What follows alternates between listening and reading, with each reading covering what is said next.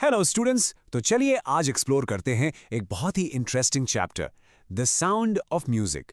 इसमें हम दो कमाल के आर्टिस्ट की ऐसी कहानियां जानेंगे जो आपको इंस्पायर कर देंगी। तो शुरुआत एक बहुत ही बड़े सवाल से करते हैं। आप सोचिए, म्यूजिक को सच में एक्सपीरियंस करने का मतलब क्या है? क्या ये सिर्फ कानों से सुनने वाली चीज है या इससे भी कुछ गहरा है? कोई ऐसी कनेक्शन है जो हम महसूस करते हैं? तो इस चैप्टर के पहले पार्ट में हम मिलेंगे एवेलिन ग्लेनी से, एक ऐसी म्यूजिशियन जिनकी कहानी बिल्कुल एक्स्ट्रा ऑर्डिनरी है। उन्होंने पूरी दुनिया को सिखाया कि सुनने का एक नया तरीका भी हो सकता है। जरा इस सीन को इमेजिन कीजिए। एक 17 साल की लड़की स्कॉटलैंड के एक फार्म से आई हुई, लंदन के सबसे बड़े, सबसे famous music school royal academy of music के सामने खड़ी है। और उसके सामने एक ऐसी चैलेंज है जो किसी भी म्यूजिशियन के लिए आप सोचेंगे इम्पॉसिबल है। वो प्रोफाउंडली डेफ थीं, मतलब उन्हें बिल्कुल भी सुनाई नहीं देता था। देखिए, उनकी सुनने की शक्ति एकदम से नहीं चली गई। ये धीरे धीरे हुआ। जब वो 8 साल की थी तब पहली बार नोटिस किया गया। 11 साल की उम्र तक कंफर्म हो गया कि नर्व डैमेज के वजह से वो अपनी सुनने की शक्ति खो रही हैं। लेकिन यहाँ एक कमाल की बात हुई। जैसे जैसे उनकी सुनने की शक्ति कम होती गई, उनका म्यूजिक को अपनी जिंदगी बनाने का इरादा, उनका डिटर्मिनेशन और भी ज्यादा पक्का होता चला गया। आप सोचिए, उनके ज्यादातर टीचर्स ने उन्हें डिस्करेज किया, कहा कि ये तुमसे नहीं हो पाएगा। लेकिन हमेशा एक ऐसा इंसान होता है जो पोटेंशियल देख लेता है ना? उनकी लाइफ में वो थे परकशनिस्ट रॉन फॉर्ब्स। उन्होंने एवेलिन में कुछ खास देखा और उन्हें एक ऐसी सलाह दी जिसने उनकी पूरी जिंदगी बदल दी। और यही वो तरीका था।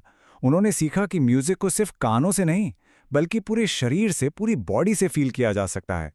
उन्होंने अपने माइंड और बॉडी को इतना ओपन कर दिया कि अलग अलग नोट्स उन्हें बॉडी के अलग अलग हिस्सों में महसूस होने लगे।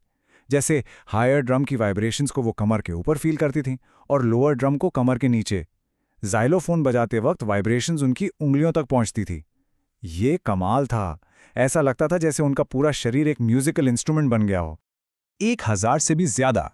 सोचिए जरा, इतने इंस्ट्रूमेंट्स में उन्होंने महारत हासिल की, सिर्फ और सिर्फ अपनी मेहनत और लगन के दम पर। और इसी वजह से वो दुनिया की सबसे ज्यादा चाही जाने वाली मल्टी परकशनिस्ट में से एक बन गई। लेकिन उनकी ग्रेटनेस सिर्फ अवार्ड्स या फेम तक ही नहीं है। असली बात तो ये है कि वो अपनी इस कला को समाज सेवा में लगाती हैं। वो प्रिजन्स और हॉस्पिटल्स में फ्री कॉन्सर्ट्स देती हैं।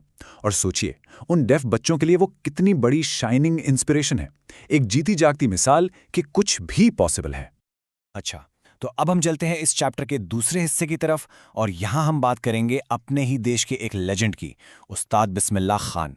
एक ऐसे माइस्ट्रो जिनकी कहानी इस बारे में है कि कैसे उन्होंने एक हम्बल से इंस्ट्रूमेंट को पूरी दुनिया के सामने लाकर खड़ा कर दिया। उनका इंस्ट्रूमेंट शहनाई, इसकी हिस्ट्री भी बड़ी इंटरेस्टिंग है। हुआ ये कि पहले एक इंस्ट्रूमेंट होता था पुंगी। उसकी आवाज़ बहुत श्रिल यानी तीखी और कानों को चुभने वाली थी। तो एम्परर औरंगजेब ने उसे बैन कर दिया। फिर शाह के दरबार में एक बार्बर ने इस इंस्ट्रूमेंट को बेहतर बनाया और उससे जन्म हुआ शहनाई का, एक ऐसी आवाज़ जो बहुत ही सॉफ्ट और मेलोडियस थी। और शहनाई की आवाज लोगों को इतनी पसंद आई, इतनी मन को भाई, कि उसे ऑस्पिशियस माना जाने लगा। ऑस्पिशियस यानी शुभ। कोई भी अच्छा काम हो, कोई भी पवित्र मौका हो, तो शहनाई की धुन जरूरी हो गई। इसीलिए ये मंदिरों में और खासकर नॉर्थ इंडिया की शादियों का एक इंपॉर्टेंट हिस्सा बन गई। तो ये लेजेंड बने कैसे? उनकी शुरुआत हुई डुमरांव से, जहां बचपन में वो गिल्ली डंडा खेलते थे और बिहारी जी मंदिर में गाते थे।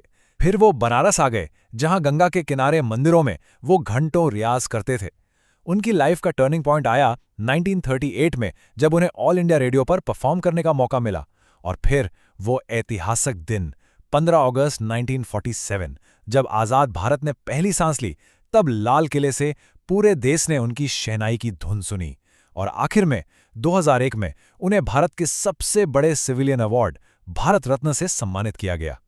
उनका संगीत सिर्फ इंडिया तक महदूद नहीं रहा, इसने सारी सरहदें पार कर लीं।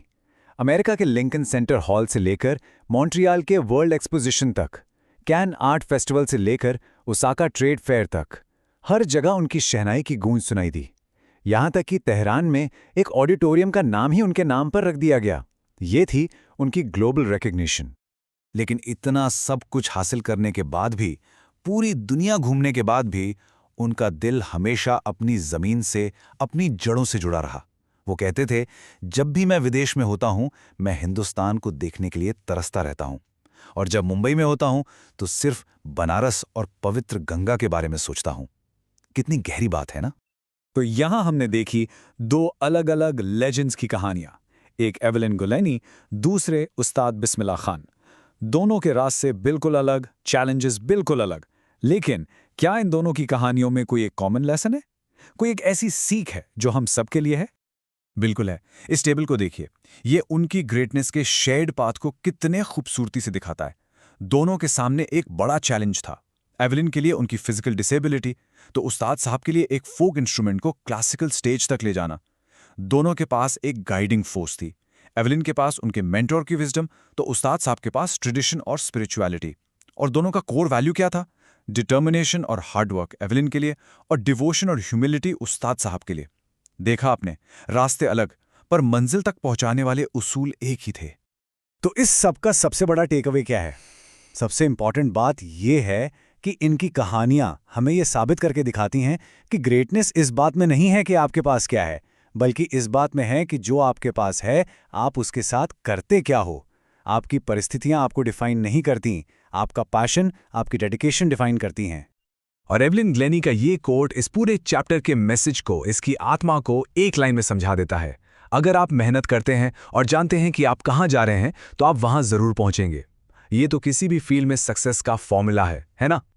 तो इस एक्सप्लेनर के एंड में मैं आपके लिए एक सवाल छोड़कर जा रहा हूं। सोचिए, आपका अपना म्यूजिक क्या है, आपका पैशन क्या है, और आप उस पैशन के लिए, उस म्यूजिक को दुनिया के साथ शेयर करने के लिए कौन सी चैलेंजेस को ओवरकम करेंगे? सोचिएगा जरूर।